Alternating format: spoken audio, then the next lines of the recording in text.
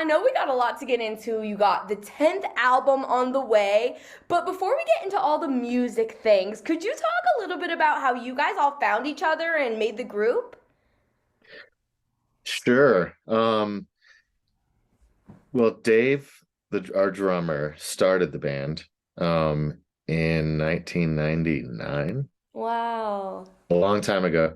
And so kind of like the story of which also kind of explains the name is like he started doing these, his name's Dave Watts, and Hmm. he started doing these different lineups where it was just members changing, and it was so he's doing like the Dave Watts quartet or the Dave Watts quintet or whatever, and it was kind of changing. And then it kept changing so much, and he just kept booking gigs, so he called it the Dave Watts Motet. Uh-huh. And then just so it's kind of open ended, and then it became just the Motet by like 2000 or something like that. And so shortly after then, they were touring for a while. I was in Massachusetts, where I grew up, and I saw them a few times at different festivals. Um, and I had like a live tape because I was trading tapes like Fish and Grateful Dead tapes and other like jam band tapes and stuff like that. And so I kind of knew of them. I knew the band always had like great musicians or whatever. And then the bass player, Garrett, I used to see his band from Boston called the Miracle Orchestra. And I knew that the Miracle Orchestra disbanded, and I was a big fan of them. And he moved to Boulder and joined the Motet. And I was kind of like, okay, I'm starting to pay attention more to what's going on with the Motet. And then I moved to Boulder in 2004. Um, and then so I was just there for a while, and I was kind of like looking for a gig, and I knew Garrett from the East Coast, and I kind of like started hanging around at the time where they were between guitarists, and I kind of like snuck in to the fold. Love Um, it. yeah, so at that point, I was the I thought the band, I was like, this is like a legacy band. Like they've been around forever, but they've been around for like 4 or 5. I joined in 2005. They had only been a band for like 5 years. You know what I mean? Amazing. It was just the I, vibe. I know. And now I've been in the band like 17 years, which is crazy, you That know? is crazy. Yeah. Wow, Um, that is such a cool story. yeah, it's wild. And so Joey, our keys player, had already played with the Motet a little bit. He was based in Portland, Oregon. And um, so like we've already kind of, and Drew, our saxophone player, is Garrett's younger brother. Gotcha. So we've all known each other for a really long time, even though, the band's gone through some lineup changes. And this lineup, currently the quintet, we've just kind of been this way for since the pandemic, really. Yeah, totally. For someone who maybe hasn't heard you guys yet or seen you live, how would you describe your sound? Um, we're heavily steeped in funk music. Mhm. Um, and so we have this like deep reverence for 70s funk, kind of like the golden era of, I think, with the golden era of like funky dance music, when it Yes. was like the whole thing was about there was like it was coming out of the 60s, so there was everything was still kind of experimental, and then it was like pre-disco, and that golden era where like people just like went out and saw funk bands and danced, and like it was a party, like that was like real party music. That's like kind of like the foundation of our sound. But of course, we're all influenced by lots of different music. We're influenced by new music and old music and everything like that. And we all know and love jazz, and we study jazz all the time. So we're always trying to like stretch the harmony more. Kind of that's the kind of the jazz influence there. Just kind of like make it a little more cerebral, and then kind of have the just that the energy, keep the energy of funk music. So I would kind of I would explain our sound as being funky and soulful and jazzy, but it's really hard to explain. Like, genres are such loose terms, but yeah, I guess I would go with that. Yeah, I think that's a great description. And if anyone, Experimental. yeah, Yeah. If anyone wants to find out, you have a new single out. Dracus hit, was it last week? Dracus came out last week. Yep. Yes. What's the story behind that song? Dracus is one that Garrett wrote, Mhm. and I don't really know. I know that the lyrics ended up being about some Dracus is some kind of monster that like eats trees, I guess. Right And on. he like spits fire. Garrett's kind of into sci-fi, so he wrote those lyrics, and I don't know. That might have been the first lyrics that he's written, but he kind of went for it, and I think they're great. So, Yeah. so Joey sings them on Talkbox, so it's cool. It has that sort of sci-fi thing, like he's kind of a robot, like a robot monster eating all the trees and spitting fire. I guess that's the story. That's It, exactly what it feels like. we just wrote it as an instrumental tune, Mhm. and then later we were like, let's try to make it a Talkbox tune. Let's add some vocals, and that's what he came up with. So yeah. That's dope. That's super awesome. Definitely, anyone listening, check that out. But we also have your album to look forward to on the 18th. This is your 10th album? Yeah, Wow, what can crazy. you tell us about it? Well, it's all instrumental. That's the big Wow. thing. That's different than the previous ones. To me, it kind of feels a little full circle because when I joined the band in 2005, we were making instrumental records. Yep. So, um, the first few albums that I'm on, the first couple albums that I'm on are instrumental. Hmm. Um, and then we started making vocal albums, Yeah. which was great. I love all the vocal music. Um, and we just haven't found the right fit for a singer. We're still looking, and we plan on, we're still working with singers and writing with singers, and we plan on like bringing a singer in full time, hopefully eventually. But it felt awesome just to make an instrumental record, which is because, like I said, it's just kind of like how I knew the band, and I think a lot of fans really identified with that music.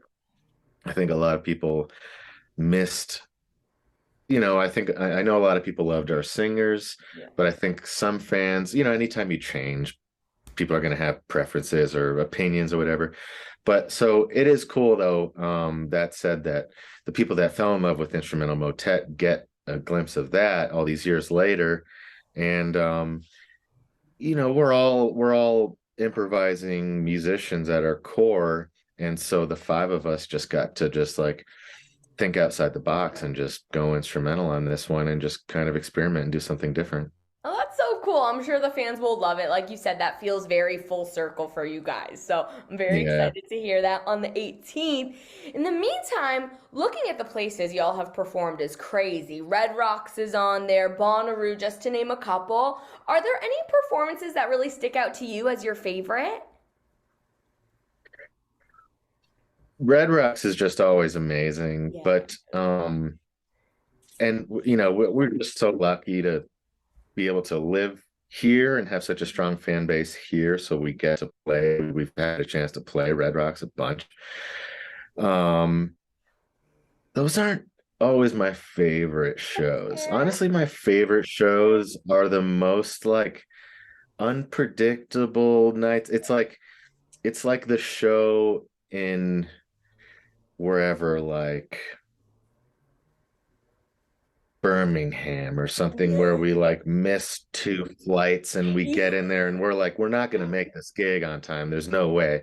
And then we like just get there just in time and we just throw the stuff on stage. And then like we're all just completely frazzled and just like being out of your head so much. It's kind of like, then everyone just plays different, or there's this like shared camaraderie, like, oh my God, we made the gig. Like we're all here. Like, those are, it's always, to me, the most fun gigs are the in between gigs. Red Rocks is so great, but there's all this pressure. Like we rehearse so much, and it's all kind of like very orchestrated. We want to make this impactful show, and we're worried about ticket sales and like the whole thing. It's just like so much. And musically, there's been good Red Rock shows, and there's been ones where I felt like I maybe didn't play so well. But to me, just those random nights on the road where like maybe you're tired or someone's sick or whatever, like the music it just ends up being different. And like those are the ones I remember for some reason. Yes, I love that perspective, Ryan. That's such a good point. It really is all about the journey, right? At the end of the day, it's everything that it takes to get there. And that's a really cool 100%. perspective on that. Yeah, I 100%. thought it was really awesome too. One thing I loved about you guys is I looked at the list of Halloween shows you have done. There's a pretty long stretch. You guys did a whole Halloween thing. What was that all about? And will it be coming back in 2023? That's a good, we should think about bringing that back. Well, we used to just cover an artist and Yeah. we've like run out. That But happened. yeah, so but it's now it's very common. Every band is covering a different artist on Halloween. And there's, it was happening in like the late 90s when they kind of started doing it. It was happening a little bit, but now it's very, very common. But it was yeah, by the time that I joined the band in 2005, they had already done Prince, Stevie Wonder. I think they did the Beatles for the very first one Wow. at some Going in like with a little bang. bar in town when the band first started. But then my first Halloween was Michael Jackson. Then I got to do um, Earth, Wind, and Fire. We did Sly Stone. We did Parliament Funkadelic. Whoa. Um, we did Madonna. That's We awesome. like rearranged all the music to sound completely different. But the best part about it was just diving deep in an artist's catalog and making this list of like 40 tunes and like listening to it over and over again and then kind of whittling it down to maybe a strong 20 to 30 and then um just really digging into the music, like learning it inside and out, and then which was awesome Yeah. because and then we played these great shows and we always played all around the Front Range here, and our fans kind of knew us as a Halloween band, which was great. And then but we'd always like leave every Halloween being like, we got to write a tune like this tune or like that tune or whatever. So we kind of like just by like really absorbing all this music, it influenced our writing. And I think that was like that really kind of jump started the next phase of the band's growth and our writing inspiration, just by being like, wow, that's like this tune or that tune. It's like it's so simple. Like look at the structure. Like we could make something like that, and just but we uh we kind of stopped doing it because we ran out of bands where we could just kind of just play their music down. It was like we did for instance, we did Funk is Dead one year where we did the Grateful Dead and we kind of like funkified it, Yeah. and that was so much work because that music, we had to like we would do this tune in the style of James Brown and this tune in the style of Parliament Funkadelic and this tune in the style of Sly Stone or whatever. And so there was just like all this work, and then we played four shows, Wow. and And we'd then it's work throughout a over. month. Yeah, it's over. But also we kind of did away with it because we were just writing, we were just focusing so much on writing our own music, and we just Right. we wanted more time and energy to focus on our own music, and then we didn't want to be pigeonholed as like the Halloween band. Yeah, You fair know. enough. Fair. But we took it away for so long. It'd be cool to bring it back. Actually, it's a cool idea. Hey, maybe one day I'll be there front row if you do this Okay, year. great. I'm just saying, now that we've had this Yeah. conversation. That's very cool. Well, in addition to the new album that is coming out later this month, what other plans and goals do you guys have for the rest of the year? Um, we are already writing more. Wow. Yeah, and we're working with this singer, Sarah Clark, who is this great singer that we know from Portland, Oregon. Cool. And she was in this band, The Revivalists, for a while, and or no, not the Dirty Revival, Hmm. not the Revivals. And she sings with this band Cone Brio sometimes. So two great bands, and we've been a fan of hers for a while and friends. So she's gonna be joining us for a bunch of gigs. Great. Um, and so we're already writing together. Um, we feel like we need to get some more vocal music out just so people don't think like we're just doing instrumental now. We just want to be let people know like we're doing everything, you know. And so that's kind of the main thing. So we're already, we're all going to be home. This is our last weekend home this weekend, like until I don't have another weekend off until like May, Sheesh. which is Yes. great because we gig on the weekends, so it's like, Yeah. gotta stay busy. Um, but yeah, so like next week we're going in the studio into our rehearsal space to start trying to write more music and work up more music. And so we're gonna be touring pretty heavily through the winter and the spring. And so the big plans are just to like keep bringing new music, Great. play a bunch of this new instrumental stuff, get new vocal music out, and then some new covers and stuff like that. That's awesome. Do you know if you have any plans to come to the New England area for any shows? Yeah, that's a good question. We were just there in April or May. We did Boston and Connecticut. We did Holyoke, where I'm Oh, from. yeah. But I would love to get back up to Maine. I love Maine. I do have plans to resume my family's annual Old Orchard Beach family Oh, vacations that we've been doing since I was like 5 years old. right. And that's Yeah. awesome. I love the Yeah. main connection you have. Yeah. Where are you guys based in Portland or So where? yeah, so our studio's actually in Scarborough. So just Oh, honestly a skip and a jump from OOB. I know Scarborough. Yeah. Yes. Yeah. That's Yeah. So awesome. we would take family vacations there every year. And Oh, then last year we didn't, and it was like a huge bummer. yeah. And so this year we've already got Motet Vacation Week planned in July, and my Yes. family's going back there. I love it so much. It's like the best beaches. That's So amazing. great. Well, So I'll catch you in July then. sounds good. I love Maine Very so, cool. so much. Oh, Yeah. Maine loves you. Vacation Land will welcome you back with open arms. Yep. And speak of the devil, That's actually, so right. here in Maine, our state motto is the way life should be. So my final question to you, Ryan, is what is the way life should be according to you? Wow. I It's a was not loaded one. prepared for this. The way life should be.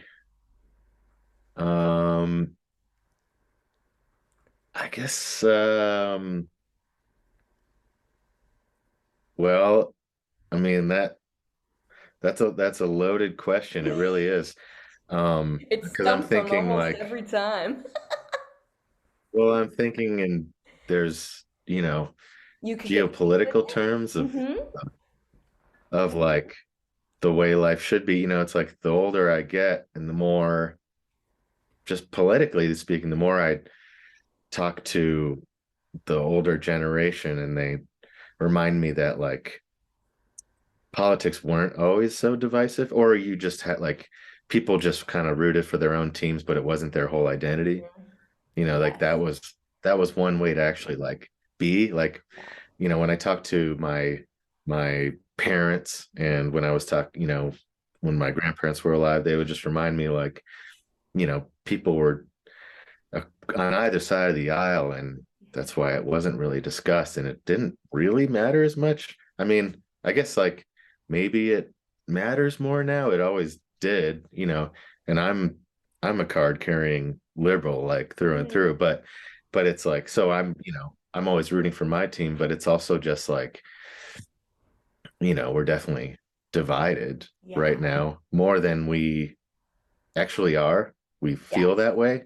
Yep. And so that is part of my answer, but I guess the other part is like also the older I get, the more it's just like you kind of just live in your own bubble and you just kind of like care about whatever is manageable to you, like whatever you can mentally and emotionally take on and just dive deep into that. Like I've been waking up earlier than I ever have been just to play guitar first thing in the morning, like for 3 hours every single day. Like I Oh. like I used to.